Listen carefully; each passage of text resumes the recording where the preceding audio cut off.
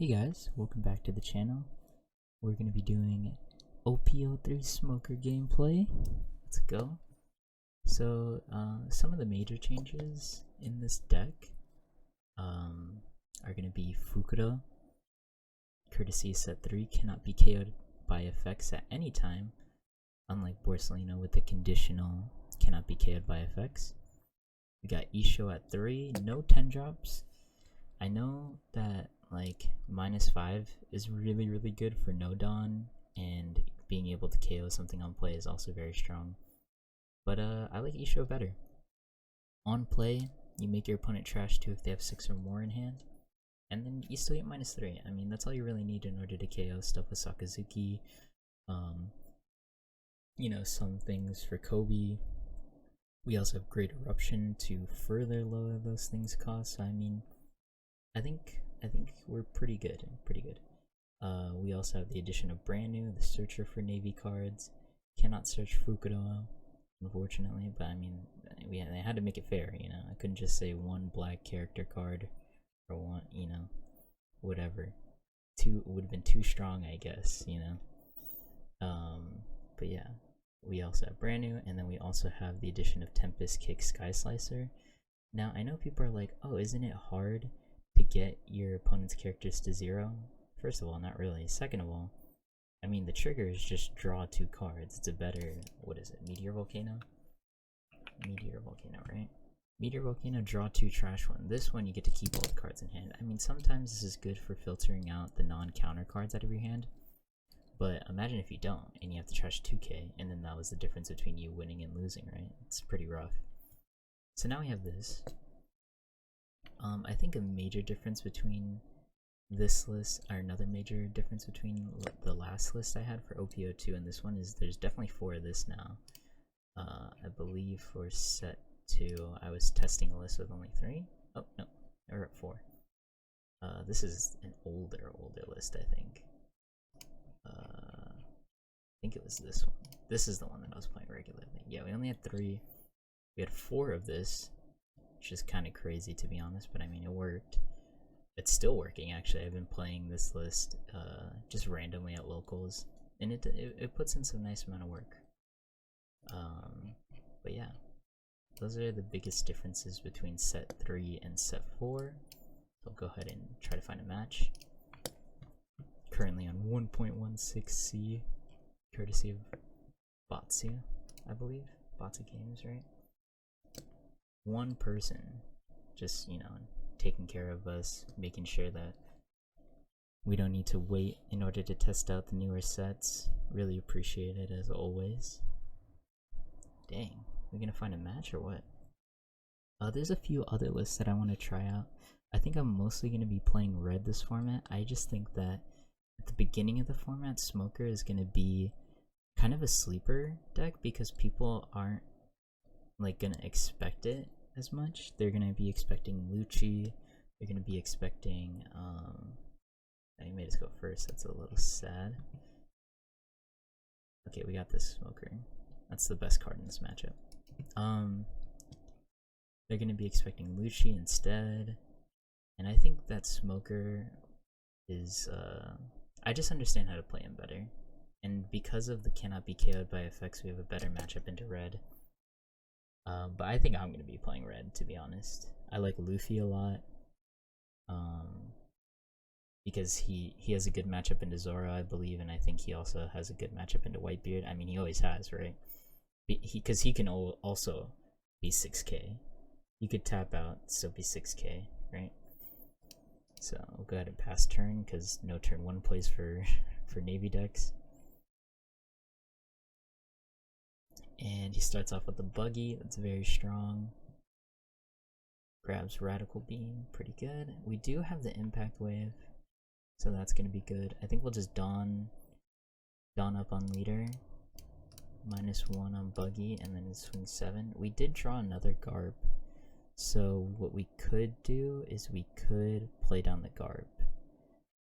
But I want to play for this, and I think playing down Garb this early will kind of stunt us from playing this, so we'll go ahead and save it. Just leave the 2 up for Impact Wave. have him kind of guessing on what I'm gonna do next.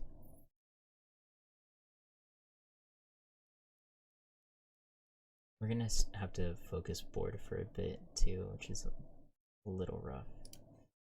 I think we'll go ahead and take that. Get more counter to hand. That's also what we need in this matchup. Teach, and I can't play Sakazuki. So we'll just go in for 5 here. I could play the Fukuro and then still leave 2 Dawn up to KO one of the buggies, and then that also makes it so that he can't trash one of them in order to, well, he has to, like, he can still trash one of them to go for Teach. He's at 3 life though, and this can just be counter, if anything, right?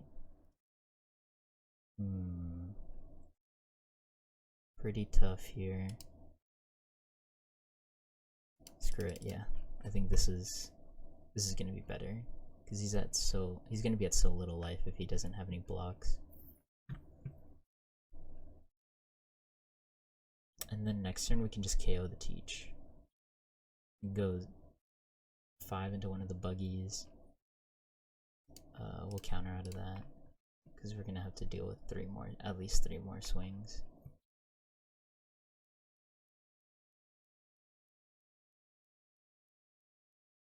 I think I like this. Stays at 5. I think we'll take that. Okay. Now we know we can trash one of the Fukuros for a nice. Oh, he didn't even use Teach ability. Definitely could have. I think we'll take that one too.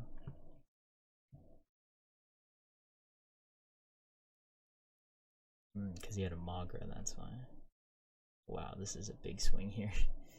And I think we actually just have to take that because of that.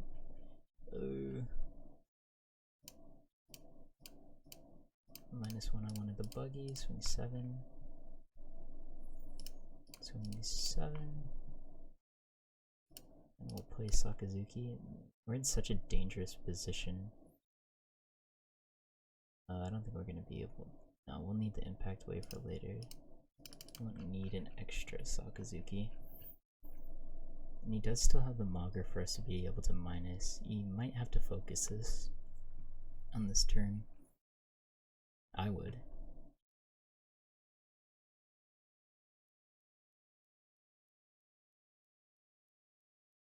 He's kind of behind in board now, but he is up in card advantage, right?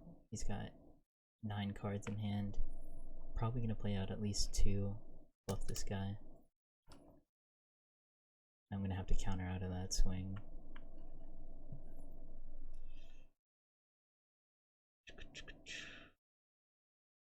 I think the play is we play 2 of these, leave 2 up for this.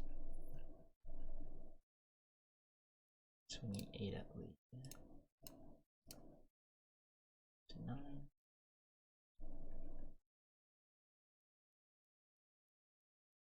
We do have the option of playing out this, but this is like a little late.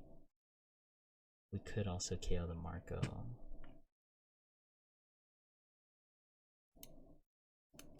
Yeah, I like this.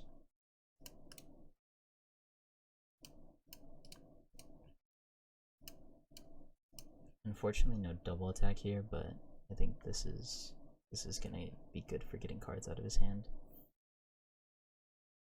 Just leave these for counter now.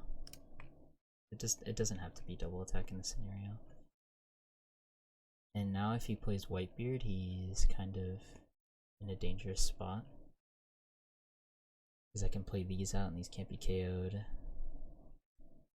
We'll see how next turn shapes up. But he is in a very, very rough spot. Because now I'm in a position where I can just swing 7s. He has to have varied swings in order to like guarantee cards out of my hand.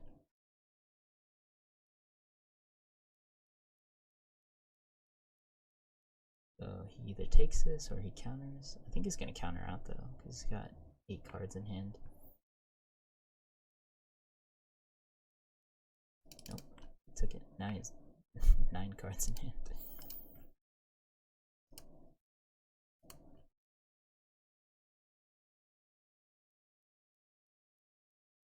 wonder how he's gonna swing. Yeah, like that.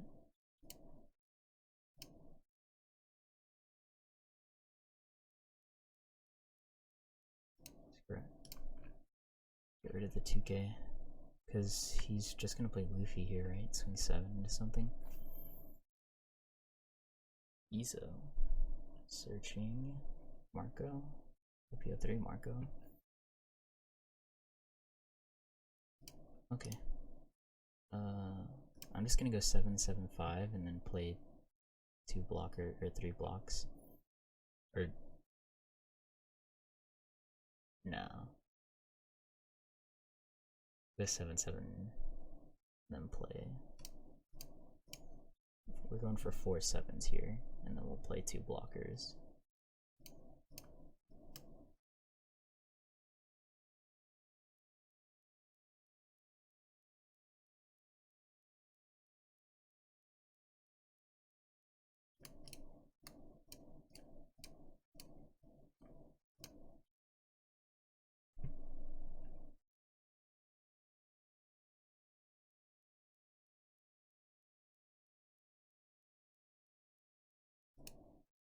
Okay, blocker down.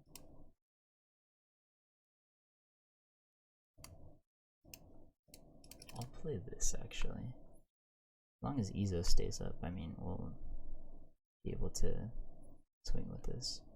Maybe I'm playing for a turn that doesn't exist. That is entirely possible.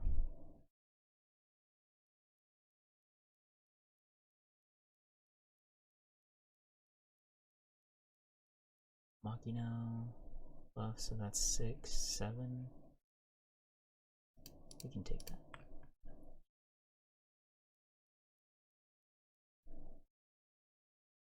I should have played the blocker, I'm about to die. Maybe he just thinks I'm insane.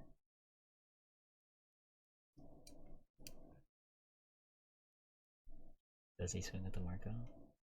No! Damn it. GG. Okay. Let's see. Yeah. I mean, so far I like the deck. Probably should have played the second blocker, but I mean, it happens, right? If only that was a 2k or something else. Oh, if that was Shockwave, that would have been hilarious. Just KO the Marco. But I think overall the deck performed pretty well. I just made this slight misplay of playing this instead of the blocker. I needed it. I didn't need the extra attacker, I got greedy. Yeah. Hope you guys enjoyed. Thanks for watching.